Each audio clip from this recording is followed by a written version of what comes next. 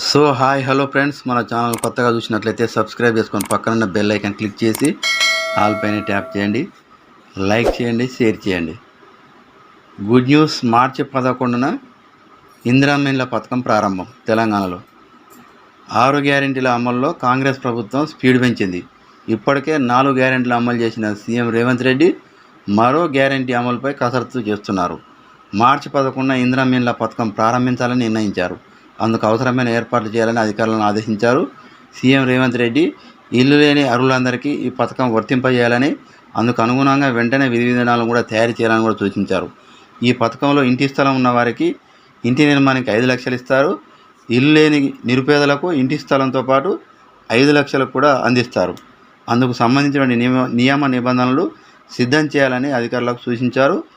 సీఎంతో పాటు గృహ నిర్మాణ శాఖ మంత్రి పొంగులేటి శ్రీనివాసరెడ్డి, మంత్రి పొన్నం ప్రభాకర్ ఈ సమావేశంలో పాల్గొన్నారు.